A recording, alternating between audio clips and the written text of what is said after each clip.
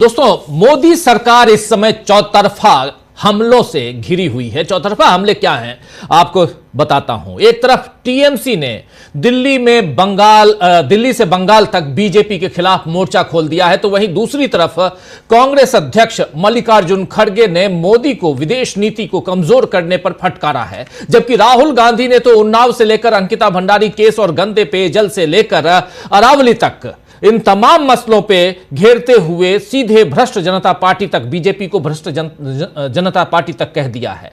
इतने हमले ही काफी नहीं थे कि अमेरिका से भी मोदी के लिए अच्छी खबरें नहीं आ रही हैं, जिसके बाद बीजेपी को सफाई देने उतरना पड़ा है। अब बीजेपी कितनी गलतियों की सफाई देगी और कहां तक देगी ये देखना होगा। लेकिन अभी ममता बनर्जी ने जो कुछ कहा है, जो चुनौती मोदी सरकार के सामने वो पेश कर रही हैं, उससे कहीं ना कहीं मोदी सरकार घिरी हुई है और कैसे इससे निपटेंगे नरेंद्र मोदी ये देखना होगा।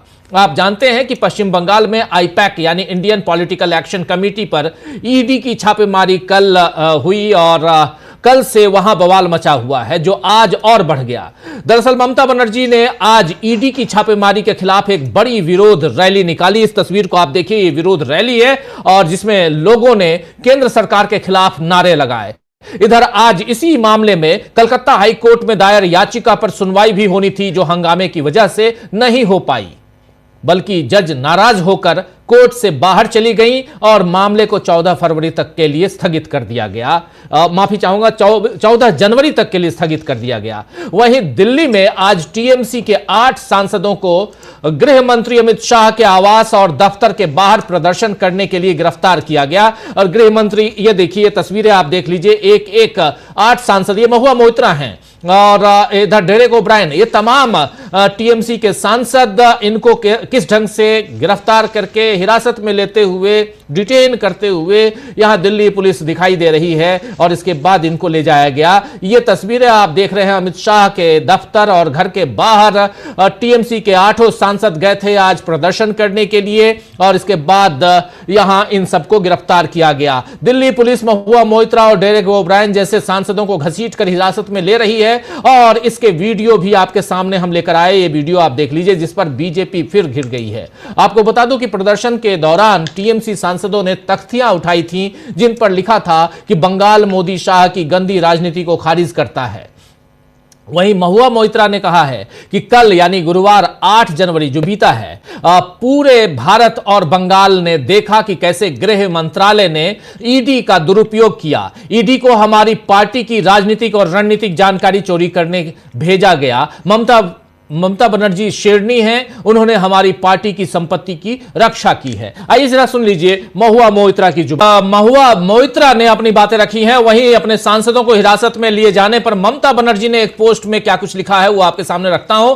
यहां ममता बनर्जी कह रही है कि मैं अपने सांसदों के साथ किए गए शर्मनाक और अस्वीकार्य व्यवहार की कड़ी निंदा करती हूं। गृह मंत्री के कार्यालय के बाहर विरोध प्रदर्शन करने के अपने लोकतांत्रिक अधिकार का प्रयोग करने के लिए निर्वाचित प्रतिनिधि को सड़कों पर घसीटना कानून प्रवर्तन नहीं है। ये वर्दी में अहंकार है। ये लोकतंत्र है, भाजपा की निजी संपत्ति नहीं। लोकतंत्र सत्ता में बैठे लोगों की सुविधा या आराम पर नहीं चलता। जब भाजपा नेता विरोध करते हैं तो वे विशेष सम्मान और विशेषाधिकार की उम्मीद करते हैं। जब विपक्षी सांसद अपनी आवाज उठाते हैं तो उन्हें घसीटा जाता है, हिरासत में लिया जाता है और अपमानित किया जाता है। यह दोहरा मापदंड भाजपा के लोकतंत्र के विचार को उजागर करता है, जिसमें आज्ञा पालन की जगह है, असहमति की नहीं। यहां साफ साफ कह रही हैं कि इसमें आज्ञा पालन की जगह है, असहमति की जगह नहीं है। एक बात स्पष्ट समझ लें, सम्मान पारस्परिक होता है। यहां इसके बाद एक बात आप स्पष्ट समझ लें, सम्मान पारस्परिक होता है। आप हमारा सम्मान करें, हम आपका सम्मान करेंगे। आप हमें गलत राह पर घसीटेंगे तो हम आपको सहिष्णुता, असहमति और लोकतांत्रिक नैतिकता के संवैधानिक सिद्धांत पर वापस लाएंगे। यह हमारा भारत है, हम अधिकार से नागरिक हैं, किसी कुर्सी, बैज या सत्ता के पद के अधीन नहीं। किसी भी सरकार, किसी भी पार्टी या किसी भी गृह मंत्री को यह तय करने का अधिकार नहीं है कि लोकतंत्र में सम्मान का हकदार कौन है। यह बात यहां कह रही हैं ममता बनर्जी कि कि आखिर सम्मान का अधिकार हकदार कौन है, यह तय करने का अधिकार आपको नहीं है। आपको बता दूं कि टीएमसी की तरफ से बीजेपी को मिली इस चुनौती के बीच एक बड़ा दावा टीएमसी सांसद कीर्ति आजाद ने भी किया है। उन्होंने लिखा है कि वे यानी बीजेपी लोकतंत्र विरोधी तरीके से काम कर रहे हैं, छापेमारी भी अवैध थी, वे लूटते हैं और हमें घोटाले का आरोप लगाते हैं। उन्होंने हमारी रणनीति और उम्मीदवार सूची ले ली। भाजपा के आंतरिक सर्वे में दिख रहा है कि वे 25 से ज्यादा सीटें नहीं जीत पाएंगे, लेकिन ममता बनर्जी भारी बहुमत से मुख्यमंत्री बनेंगी और आगे चलकर प्रधानमंत्री भी। साफ साफ इन्होंने प्रधानमंत्री की कुर्सी भी अब आगे के लिए रख दी, ममता बनर्जी के लिए। अब मोदी का जोर तो फिलहाल बंगाल चुनाव जीतने में है दोस्तों, लेकिन इसके लिए जैसी रणनीतियां बीजेपी बना रही है, कहीं उसमें दिल्ली भी हाथ से न निकल जाए। वैसे भी इस समय सारे विपक्षी दल फिर से बीजेपी को एक साथ घेरने में लगे हैं।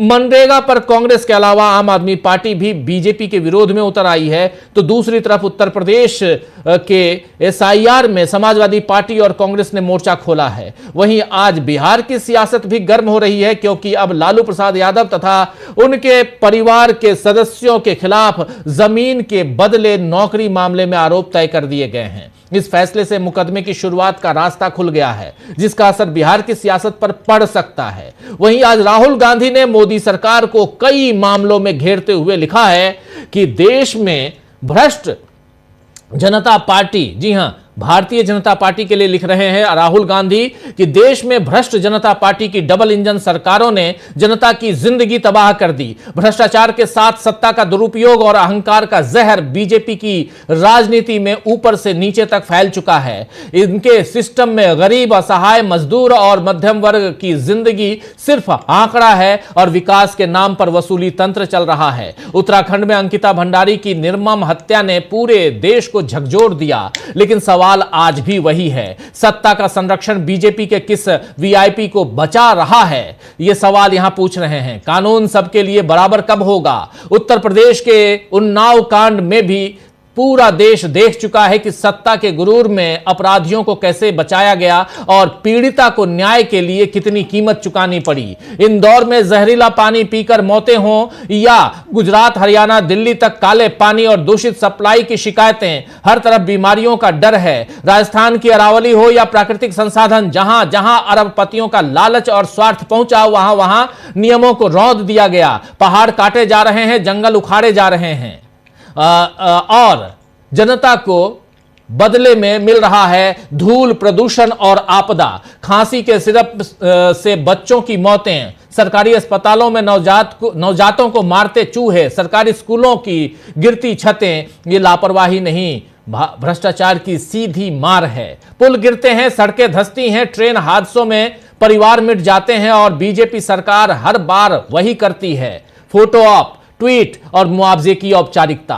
मोदी जी का डबल इंजन चल रहा है, लेकिन फिर अरबपतियों के लिए, सिर्फ अरबपतियों के लिए, आम भारतीय के लिए यह भ्रष्टाचार की डबल इंजन सरकार विकास नहीं, तबाही की रफ्तार है, जो हर दिन किसी न किसी की जिंदगी कुचल रहा है। यह बात यहां राहुल गांधी कह रहे हैं। इधर उन्हीं की पार्टी यानी कांग्रेस पार्टी के राष्ट्रीय अध्यक्ष मल्लिकार्जुन खड़गे ने विदेश नीति के मामलों पर मोदी सरकार को फटकारते हुए क्या कुछ लिखा है, वो भी आपके सामने रखना चाहता हूं।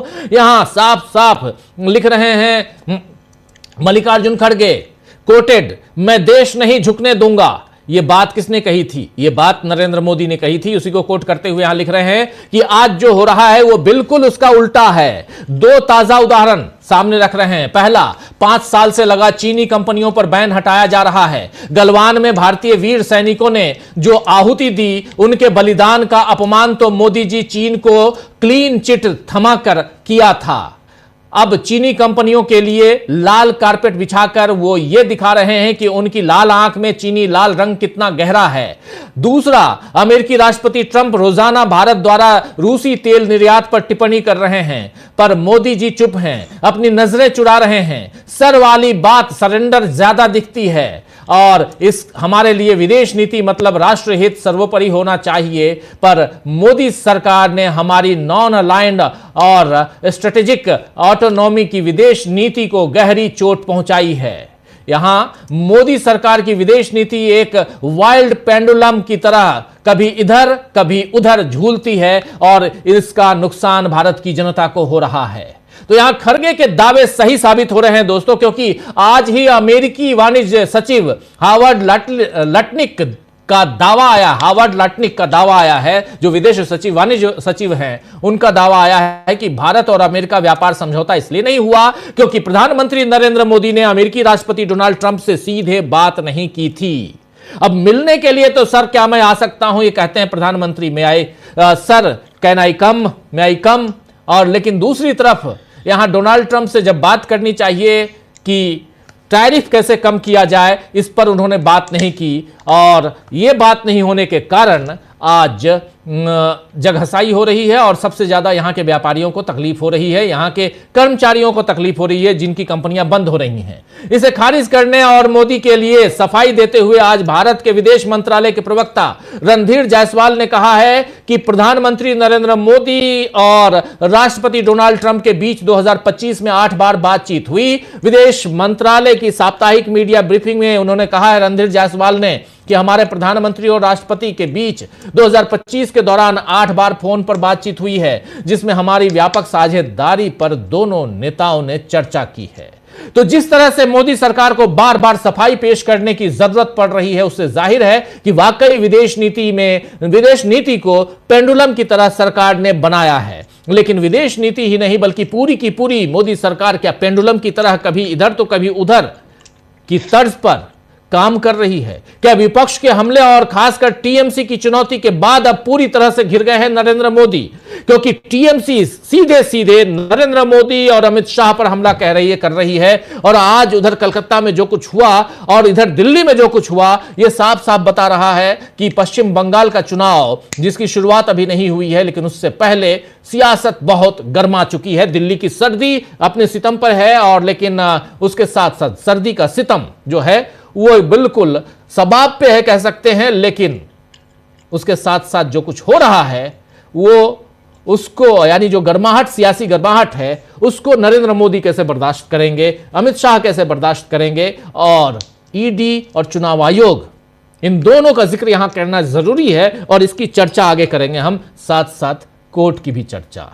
चलिए शुरुआत करते हैं और यहां ममता ने कैसे बता दिया है आने वाले दिनों का प्लान और विपक्ष के चौतरफा हमलों में कैसे घिरी हुई है मोदी सरकार, इसकी बात हम करते हैं। इस पर और थोड़ी सी खबरें आगे बढ़ाने की कोशिश करते हैं। हमारे साथ कुछ वरिष्ठ साथी जुड़े हुए हैं, उनसे पहले आपका परिचय करवाता हूं। देखिए इस वक्त 4 वरिष्ठ साथी जुड़े हुए हैं। कोलकाता से हमारे 2 साथी जुड़े हुए हैं। सुमन भट्टाचार्य जी हमारे साथ जुड़े हुए हैं। सुमन आपका स्वागत है। और प्रफुल्ल कोलख्यान जी भी जुड़े हुए हमारे साथ। प्रफुल्ल जी आपका भी स्वागत है। इधर दिल्ली से 2 साथी प्रशांत टंडन जी और अमलेंदु उपाध्याय जी। दिल्ली में ठंड बहुत ज्यादा है, कोलकाता में कैसा है मुझे नहीं पता, लेकिन शायद दिल्ली जितनी तो नहीं होगी, क्योंकि किनारा जो है वो बंगाल की खाड़ी है, समुद्र से गंगा मिलती है, लेकिन वहां जो मिलन हो रहा है वो मिलन यहां सियासी मिलन से दूर, सियासत में वहां अलगाव की खबरें खूब आ रही हैं। सीधे आना चाहता हूं बिल्कुल। इस बीच ममता बनर्जी का एक और बयान आया है, वो आपके सामने रखते हैं और फिर अमलेंदु जी आपके पास आता हूं। देखिए क्या कह रही है ममता बनर्जी कि आप जानते हैं कि चुनाव आयोग में कौन बैठा है, वो अमित शाह के सहकारिता विभाग के सचिव थे। मुझे इससे कोई आपत्ति नहीं है, मैं उन्हें चुनौती देती हूं कि वो हरियाणा और बिहार में जबरदस्ती सत्ता में आए हैं, अब वो बंगाल में भी यही करने की कोशिश कर रहे हैं, यहां कह रही हैं ममता बनर्जी। इसके बाद कह रही हैं कि मुझसे पूछिए कि कोयला घोटाले का पैसा किसने इस्तेमाल किया, शुभेंदु अधिकारी ने इसका इस्तेमाल किया और अमित शाह को भेज दिया। मैं कभी प्रतिक्रिया नहीं देती, लेकिन अगर कोई मुझे चोट पहुंचाता है तो मैं उसे कभी नहीं छोड़ती। एसआईआर के नाम पर वो स्थानीय लोगों को निशाना बनाते हैं। उन्होंने बूढ़े लोगों और गर्भवती महिलाओं को परेशान किया। ये बात यहां कह रही हैं ममता बनर्जी। एसआईआर का भी जिक्र कर रही हैं और जिक्र यहां चुनाव आयोग का करते हुए अमित शाह और सहकारिता विभाग से, सहकारिता सचिव उससे रिटायर हुए ज्ञानेश कुमार की भी बात कर रही हैं। अमलेंदु जी कैसे देखा जाए ममता बनर्जी का ये अग्रेसिव नोट? काफी अच्छा है और आज अगर देखा जाए तो चाणक्य जो है वो पहली जंग आज हार गए, आप इसको कह सकते हैं, क्योंकि चाणक्य को यह भरोसा नहीं रहा होगा कि उनके घर पे भी कोई आके प्रदर्शन कर सकता है। और राजीव जी जो सबसे ज्यादा नुकसान हुआ है बीजेपी को, वो ये जो आप देख रहे हैं ना, हमारे बगल में चल रहा है जो डंडा डोली महुआ मोइत्रा की जा रही है। आप देखिए कि पुरुष पुलिस वाले जो हैं वो एक महिला सांसद को इस तरीके से उठाकर ले जा रहे हैं। आप देखिए महिला पुलिस भी और पुरुष पुलिस भी जो है वो है नकाब ओढ़े हुए पुलिस जो है, महिला पुलिस नहीं है, वो पुरुष पुलिस है। तो ये विजुअल जो है राजीव जी ये पूरे बंगाल में अब तैर रहे हैं और हमारे चाणक्य महोदय जो हैं इस विजुअल के जरिए आज जो है वो पहली लड़ाई हार गए। दूसरा राजीव जी, अब जिस तरीके से ममता बनर्जी कह रही हैं और उन्होंने एफआईआर भी दर्ज कराई है, आज राजीव जी शुक्रवार का दिन है, कल शनिवार है और परसों इतवार है, 2 दिन अदालतें बंद रहेंगी। राज्य की पुलिस चाहे तो इन 2 दिनों में ईडी के अधिकारियों को गिरफ्तार भी कर सकती है, चूंकि एफआईआर दर्ज है और उसके लिए किसी अदालत से अनुमति लेने की आवश्यकता नहीं है, किसी अमित शाह से कोई अनुमति लेने की आवश्यकता नहीं है। अगर दिल्ली की तरफ से कोई ऐसे संकेत मिलते हैं कि आगे बढ़ा जाएगा तो ममता बनर्जी ये कर सकती हैं और मामला सोमवार को ही फिर अदालत में जाएगा। सब ईडी के अधिकारी गिरफ्तार कर लिए गए। दूसरी बात राजीव जी, ईडी को छापा मारने का अधिकार है, भाई ठीक है, आप किसी का छापा मारने का आपको अधिकार है, आपको पुराने केस में, लेकिन क्या आपको डकैती डालने का भी अधिकार है? मसला तो यहां आएगा। मुझे लगता है कि एफआईआर हुई होगी, मैंने देखी नहीं है कि एफआईआर दर्ज हुई है, उसमें डकैती डालने का निश्चित तौर पर होगा, क्योंकि ममता बनर्जी कह रही है कि हमारी हार्डडिस्क उठाकर ले गए हैं, हमारे कागजात उठाकर ले गए हैं, अमित शाह को दे रहे हैं, तो डकैती का इसमें होगा। और डकैती के मामले में राजीव जी की गिरफ्तारी होती है तो 3-4 महीने के लिए तो आराम से ईडी के अधिकारी जो है वो मजा लेंगे। अब राजीव जी अगर ये है कि साहब की वो कानून व्यवस्था खराब हो गई है और लगाया जा सकता है राष्ट्रपति शासन, तो अगर ये तय कर चुकी है भारतीय जनता पार्टी कि उसको बंगाल अपने हाथ से जाने देना है तो ये कदम निश्चित तौर पर उठाएंगे और ऐसा कर भी सकते हैं। वो इसलिए कर सकते हैं राजीव जी क्योंकि वो समझ रहे हैं कि वहां तीसरी ताकत भी बढ़ रही है। तो तीसरी ताकत अगर कोई बढ़ रही है और बीजेपी अगर राजीव जी उस तीसरी ताकत से पिछड़ जाती है चुनाव में, तब क्या स्थिति बनेगी मोदी जी के लिए? ये बड़ा गंभीर सवाल हो जाएगा। तो इसलिए लड़ाई ममता बनर्जी और बीजेपी के बीच रहे तो उसकी भी एक पूर्व पीठिका तैयार की जा रही है। भले ही उसमें फायदा ममता बनर्जी को हो जाए, लेकिन नुकसान दूसरों का हो जाना चाहिए ताकि लड़ाई जो है वो बीजेपी से ही दिखाई देती रहे और बीजेपी लड़ाई के सामने मतलब आती रहे। तो ये भी एक रणनीति के तहत हो सकता है। तो हो सकता है इस रणनीति में चाणक्य जीत गए हों कि रणनीति ये कि बीजेपी अगर नंबर 3 पे पहुंच जाएगी तो मामला बहुत ज्यादा खराब हो जाएगा। अब राजीव जी जिस तरीके से अमित शाह को लेकर और ज्ञानेश कुमार जी को लेकर हमला बोला है ममता बनर्जी ने, सत्ता के गलियारों में चर्चाएं यही चल रही हैं राजीव जी कि एसआईआर कराया जा रहा हो, चाहे ईडी का इस्तेमाल किया जा रहा हो। ये सब मोदी जी 75 साल के हो चुके हैं तो मोदी जी मार्गदर्शक मंडल में जाने को तैयार हो। ये सारी तैयारियां जो हैं वो अमित शाह जी को कुर्सी सौंपने की चल रही हैं। तो ये तैयारियां सब उसी लिए की जा रही हैं कि अमित शाह जी को किसी तरीके से कुर्सी सौंप दी जाए, मतलब मोदी जी जाते जाते अमित शाह जी को दे जाएं। तो ऐसे कुछ तैयारियां चल रही होंगी, नहीं भी चल रही होंगी तो ये चर्चाएं चल रही हैं राजीव जी। भले ये ना चल रहा हो लेकिन चर्चाएं इस तरीके की चल रही हैं कि ये सब जो नाटक हो रहे हैं ये सब इसके लिए हो रहे हैं। अब पता नहीं इसके लिए हो रहे हैं कि नहीं हो रहे हैं राजीव जी, लेकिन संकेत तो यही जा रहा है क्योंकि राजीव जी मोदी जी कुर्सी छोड़े। राजीव जी देखिए मोदी जी, राजीव जी यही तो सवाल है कि मोदी जी अपने आप नहीं छोड़ेंगे, लेकिन क्या अमित शाह जी बनना नहीं चाहेंगे? क्या हमें नहीं, मैं तो बनना चाहूंगा, बिल्कुल बनना चाहूंगा।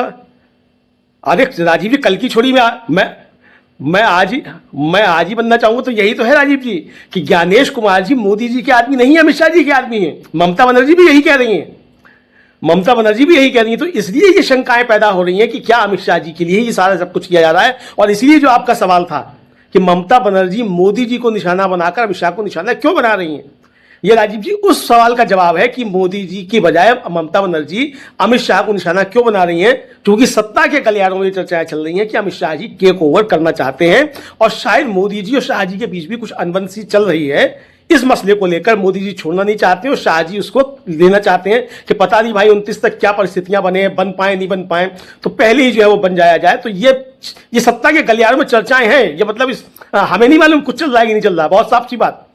ये कॉन्स्पिरेसी थ्योरीज चला करती हैं और हमेशा चला करती हैं, कुछ ना कुछ चला करती हैं। तो ये कॉन्स्पिरेसी थ्योरी है और ममता बनर्जी अपने वक्तव्य में राजीव जी उस कॉन्स्पिरेसी थ्योरी की तरफ इशारा कर रही हैं कि वो अमित शाह के सेक्रेटरी रहे, मुझे उससे कोई परेशानी नहीं है। ये जो कह रही है तो ये इशारा उनका इसी तरफ राजीव जी कुल मिलाकर है। लेकिन तो कुल मिलाकर बात है राजीव जी यही है, मुझे लगता यही है कि अमित शाह जी जो हैं वो या तो पहली लड़ाई हार चुके हैं चाणक्य महोदय, वरना अगर पहली लड़ाई जीत चुके हैं तो उसके पीछे मंशा यही है कि ममता बनर्जी भले ही मजबूत रहें, लेकिन तीसरा विकल्प जो है वो मजबूत नहीं होना चाहिए। शायद इसके पीछे रणनीति ये भी हो सकती है।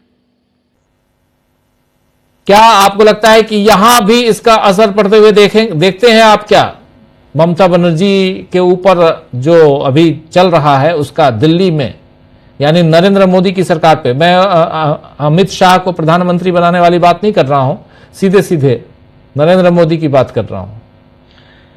देखिए राजीव जी, दिल्ली पे इसका असर निश्चित तौर पर पड़ेगा, और दिल्ली पे असर क्या पड़ेगा ये तो आने वाला समय बताएगा। लेकिन अगर बंगाल में स्थितियां खराब होती हैं बीजेपी के लिए तो उसका दिल्ली पे असर पड़ेगा।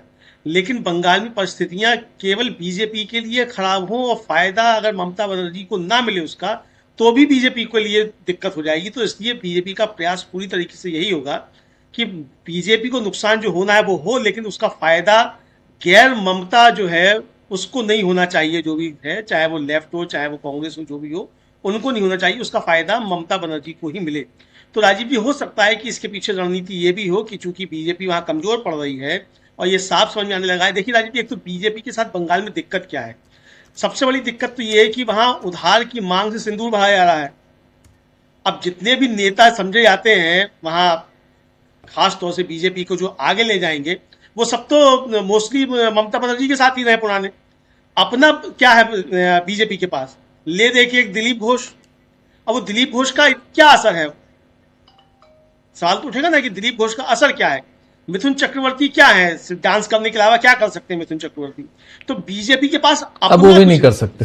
हाँ, अब वो भी नहीं कर सकते। और दिलीप मिथुन चक्रवर्ती भी ओरिजिनली संघी नहीं है, वो तो नक्सलाइट रहे बाकायदा, मतलब घोषित नक्सलाइट रहे वो तो बाद में इधर से उधर होते हुए आ गए हैं। तो इसलिए अपना इनके पास कुछ भी नहीं है, तो ये इनकी एक मजबूरी है। तो इसलिए, और जो बड़े थे तो वो चूंकि वाम दल हारे वहां, और वाम दल जो थे वो ममता बनर्जी से खुन्नस में वाम दलों का कैडर जो था वो चला गया बीजेपी के साथ। तो इनको उसका फायदा मिला एक तरीके से देखा जाए तो। अगर वो कैडर लौटता है राजीव जी, बीजेपी कमजोर पड़ती है, लेकिन वाम दलों का कैडर कहां जाएगा? वो ममता बनर्जी के साथ तो नहीं जाएगा।